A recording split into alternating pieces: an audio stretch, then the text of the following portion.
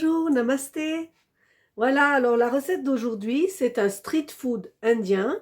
Les Indiens sont en général végétariens.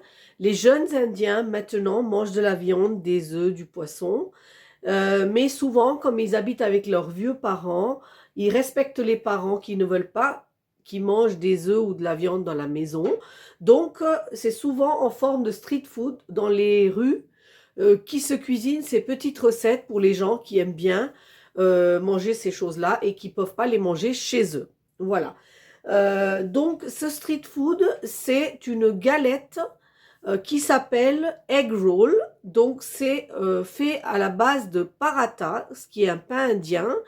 À l'intérieur, il y a de l'œuf et des crudités. Et ça se mange comme ça, sur le pouce. Ça peut s'emmener en pique-nique, ça peut s'emmener au travail. C'est très facile à transporter. C'est une recette qui coûte pas cher, mais qui est délicieuse. Alors, on va passer à la recette. Donc, je vais faire les ingrédients pour faire 2 egg rolls, mais je vais en faire qu'un. Pour ça, ça va se faire en 3 parties. La première partie, c'est le paratha. C'est le pain indien qui est différent du chapati. Le chapati, c'est ce qu'on mange au quotidien, qui se cuisine et qui se consomme tout de suite parce que qui se consomme tout de suite parce que ça sèche très très vite. C'est juste pour saucer les repas. Le paratha, c'est quelque chose de beaucoup plus moelleux qui peut se garder, qui peut se préparer à l'avance et qui sert pour toutes ces petites recettes élaborées. Et on va faire à côté de ça un omelette indien et des crudités qu'on va mettre à l'intérieur de notre egg roll. Voilà, donc pour les ingrédients, en premier, je prends un récipient. Donc moi, je prends toujours ce bol qui contient à peu près 50 grammes de farine. Donc je prends 50 grammes de farine complète, celle que j'utilise aussi pour les chapatis. Alors ça va vous permettre de faire plusieurs galettes et cette recette sera pour plusieurs personnes. Vous pouvez aussi préparer les galettes et les manger avec autre chose. C'est dommage de faire des parathas pour en faire qu'un seul. Donc pour cette recette, on prend un bol de farine complète et un bol de farine blanc. Voilà, donc farine blanche et farine complète, un bol de chacun, ou 50 et 50, 100 grammes, du sel, de l'huile de cuisson, un œuf, et en crudité, on prend un demi-avocat, de la coriandre en frais, un piment vert, un petit morceau de gingembre, un oignon doux, une demi-tomate, un demi-citron. Voilà, c'est tout ce qu'il nous faut pour cette recette. Donc, elle va se faire, comme je vous ai dit, en 3 étapes. Alors, voilà la première étape de cette recette. On verse la farine complète dans un récipient où on va faire la pâte. Et à ça, on ajoute exactement la même quantité de farine blanche. Donc 55, 100 grammes. À ça, on va ajouter une petite pincée de sel. Et on va mélanger ces 3 choses vraiment correctement.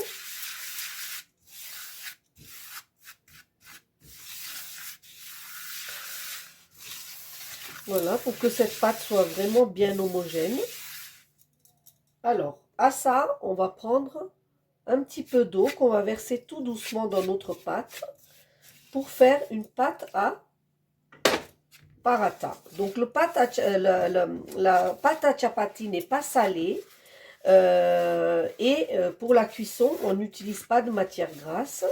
Pour le paratha, on utilise de la matière grasse pour garder le moelleux de la recette. On utilise de la farine complète pour faire les chapatis, mais on utilise de la farine blanche pour faire les parathas parce que la farine blanche a plus de gluten et dégage beaucoup plus d'élasticité donc à notre pâte. Et il nous faut ça pour garder la pâte moelleuse. Donc là, comme d'habitude, je réunis toute ma farine. Alors, à partir du moment où ça colle à mes doigts, c'est que j'ai suffisamment d'eau. Donc, je n'en remets pas. Par contre, je m'arme de patience. Et petit à petit, vous allez voir que votre pâte va se former. Une fois que vous avez réuni toute la farine autour pour faire une boule de pâte, vous pouvez humidifier vos mains avec un tout petit peu d'huile. Donc là, c'est l'huile de tournesol, ici, que je utilise pour finir de pétrir ma pâte, pour lui permettre de garder l'humidité à l'intérieur et garder le moelleux. La matière grasse va lui permettre de garder l'humidité à l'intérieur, va faire une pellicule qui va faire que votre pâte restera très très moelleuse. Donc là, vous voyez, je finis de pétrir. Et là, il faut que je rende ma pâte vraiment complètement lisse. Et une fois que j'ai obtenu cette boule bien lisse, je la mets de côté pour qu'elle se repose. Et pendant ce temps-là, je fais la suite de la recette. Alors, pour la deuxième étape de ma recette, je prends mon œuf. Alors, je vous ai dit, hein, j'utilise un œuf pour faire 2 egg rolls. Donc là, je bats mon œuf pour faire vraiment un omelette très très moelleux, très homogène. Donc, je mets un tout petit peu de sel. Donc, il y a du sel dans tout. Donc, vous mettez vraiment un tout petit peu de sel. C'est une recette où on va préserver les arômes et les goûts de tous les aliments. Et on ne va pas les noyer de épices. On va vraiment avoir le goût. Donc ici, mon omelette est bien mousseuse. Regardez. Là, je vais prendre la moitié de l'oignon que j'ai pris tout à l'heure. Et je vais le couper en tout petit bouts. Alors, vous pouvez aussi ne pas mettre votre oignon et le mettre simplement dans les crudités après. Mais je vais agrémenter mon omelette de juste 3 choses, enfin 4 choses, puisque j'ai mis du sel. Donc, un quart d'un oignon doux, un tout petit morceau de piment coupé en vraiment petits morceaux, un petit morceau de gingembre. Donc là, vous voyez, je vais peler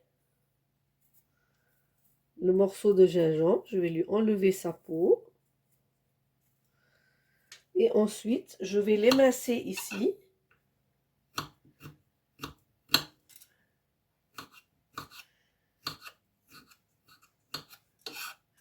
Parce que je ne veux pas de gros morceaux. Hein. Donc vraiment, vous l'émincez en petits morceaux. Mais vous ne faites pas de pâte. Hein, parce que... Voilà. Et ça, je vais le mélanger à mon omelette. Et je vais refouetter un petit peu.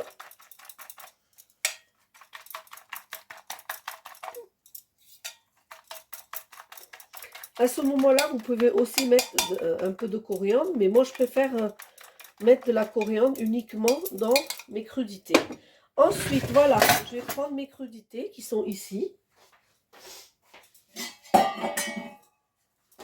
Je vais prendre un récipient. Dans ce récipient ici,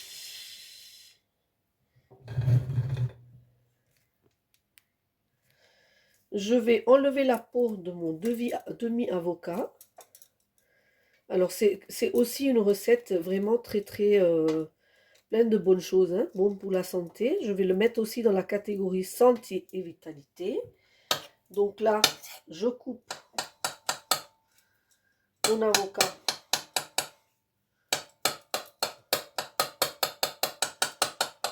voilà, en plein de petits morceaux. Je mets dans ce bol que j'ai pris. Ici, je coupe aussi la tomate en petits morceaux. Alors, ce que je suis en train de faire là, c'est un cachumba. Donc, c'est un mélange de crudités pour aller dans ma galette. Ici. Donc, c'est aussi une salade qui accompagne beaucoup de choses. On peut aussi mettre concombre, mais moi, j'en mets pas parce que ça dégage vraiment trop d'humidité. Et si je veux emporter mon egg roll, je ne veux pas que ça soit trop humide. Donc c'est vrai que j'ai mis une demi-tomate, mais je ne mettrai pas de concombre. Je mets mon oignon doux. Alors pas un oignon trop piquant, parce que, comme je vous ai dit, il faut que vous puissiez le manger sur le pouce. Donc j'ai pas envie de sentir l'oignon après mon travail ou selon où c'est que j'ai mangé ça. Donc c'est la raison pour laquelle on utilise des oignons doux, parce que ça dégage beaucoup moins d'odeur forte. Je coupe cette coriandre aussi. Voilà, que je mets. Et à la fin, je mets mon citron. Le jus d'un quart de citron. Donc à ça, je mets un tout petit peu de sel. Alors n'oubliez pas qu'il y a du sel partout, donc on en met très peu. On mélange. Alors à ça, je vous dis, vous pouvez aussi mettre de la salade. Vous pouvez mettre ce que vous voulez en crudité, ce que vous avez envie. Mais moi, je vous montre la base. Donc j'ai mis que ça. Voilà. Maintenant, on va passer à la cuisson du paratha. À tout de suite. Donc là, vous voyez, j'avais gardé ma pâte, elle a gonflé légèrement, elle s'est reposée. Et là, je vais prendre la moitié. Hein, donc, je vais prendre une belle rond de pâte. Donc, regardez, ça a fait comme la taille d'un gros citron. Ça prend vraiment la paume de ma main, vous voyez. Là, j'ai gardé un peu de farine, donc je vais fariner comme il faut ma planche que j'ai séchée complètement, hein, parce que j'ai pas envie que ma pâte, elle colle. Voilà, alors, je vais aussi mettre de la farine sur mon rouleau, parce que des fois, il y a un peu d'humidité et ça peut coller à la pâte. Et là, je vais faire un grand rond pour faire ce paratha.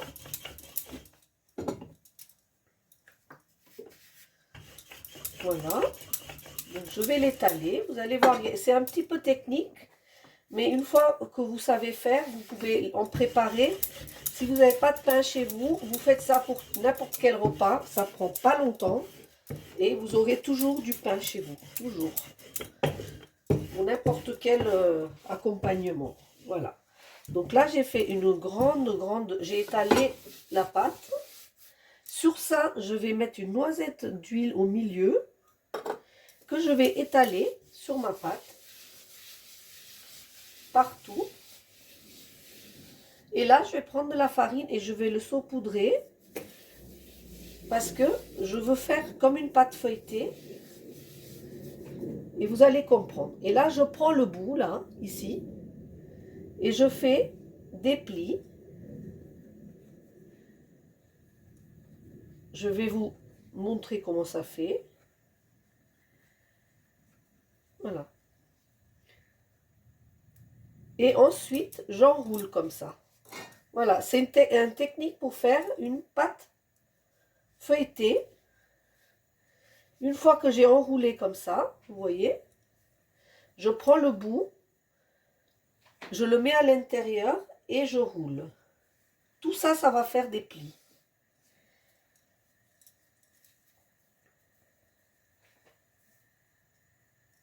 Et là, j'aplatis. Alors, pas trop. Alors là, ma main devient très légère parce que je veux garder toutes ces couches que j'ai faites. Et là, avec une main très légère, je ne appuie pas fort sur ma pâte. Bon, moi, j'ai l'habitude, donc je la fais tourner toute seule. Mais vous pouvez la faire petit à petit en tirant dessus pour faire une belle grande galette. Vous voyez que tous les plis sont là et quand vous allez les cuire, ils vont apparaître et vous faire comme une pâte feuilletée en fait.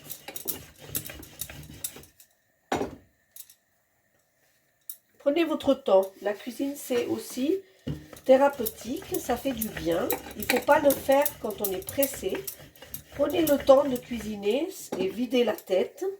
Si vous êtes contrarié, vous oubliez tout et vous vous concentrez sur ce que vous êtes en train de faire et vous allez voir que vous allez trouver un moment de répit. Voilà, donc vous voyez là, j'ai fait une belle galette. Là, ici, j'ai mis une poêle à chauffer. Je vais mettre une goutte d'huile au milieu. Que je vais laisser un peu étaler partout. Et je vais prendre ma galette.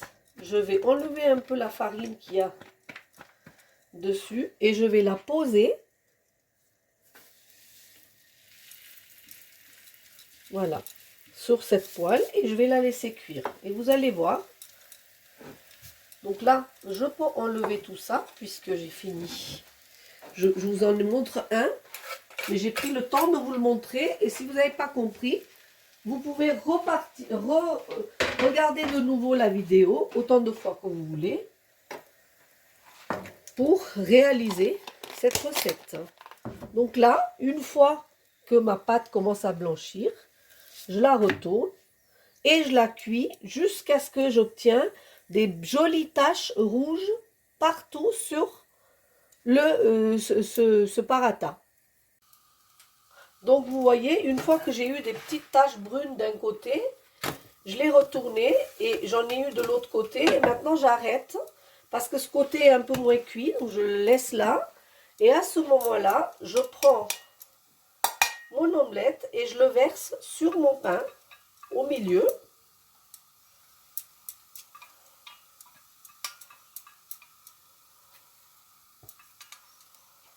Et je laisse cuire mon omelette.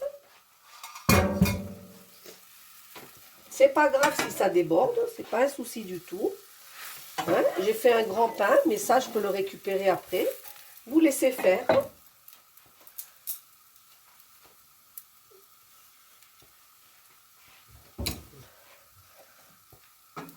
Voilà.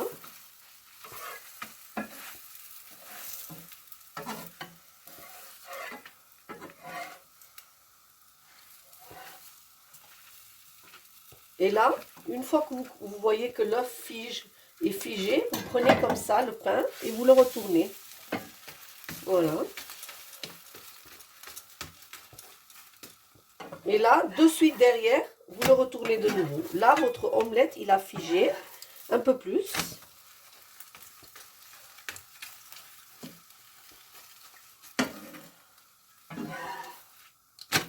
Voilà. Vous voyez là. Là, je coupe le feu. Je coupe le feu. Je laisse un petit peu la chaleur se dégager puisque c'est très très chaud encore. Donc là, j'attends 2-3 minutes que ça soit un peu moins chaud. Voilà, donc à ce moment-là, voilà, j'avais coupé le feu.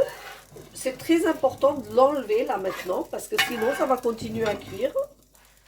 Donc là, je mets mon egg roll sur une planche hors du feu. Et là, moi, je tapisse de 2 feuilles. Ça, c'est vraiment facultatif. Si vous avez. Si vous n'avez pas, vous ne faites pas. Voilà, je tapisse mon egg roll de 2-3 feuilles de salade. Et c'est ces 2-3 feuilles de salade qui vont recevoir le kachumbar. Donc la moitié, vous voyez, parce que l'autre moitié, je le garde pour l'autre galette. Et là, par contre, vous pouvez agrémenter de ketchup, de mayonnaise, de sauce blanche. Moi, je mets sauce curry.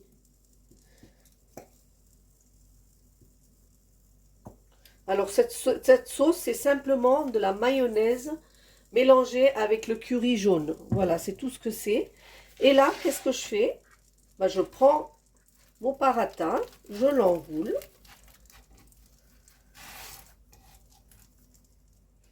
Et je m'apprête à l'emballer pour l'emmener en pique-nique ou au travail. À tout de suite. Prête pour le pique-nique. Le egg roll, vous avez vu, très peu d'ingrédients, très appétissant, facile à faire, avec que des bonnes choses. Et quand même, vous avez fait le pain et l'intérieur de votre petite roll à la maison, avec ce que vous avez. Vraiment très très facile. Le paratha, c'est quelque chose qui peut vous accompagner à n'importe quel moment si vous avez de la farine, du sel et un peu de courage et un peu de temps. Voilà. Donc, essayez ce egg roll. Vous allez voir, vous allez vous régaler. Vous me direz comment vous trouvez ça. Et après, vous piquez cette idée pour faire d'autres choses dans votre sandwich en faisant le paratha, le kachumbar et n'importe quel blanc de poulet, poulet tandoori, poulet au curry, ce que vous voulez à l'intérieur. Voilà. Donc, écoutez, essayez. Vous allez me dire. N'oubliez pas de partager, de liker et de vous abonner à ma chaîne Les recettes indiennes de Shona. Si c'est fait, je vous dis merci du fond du cœur. Namasté.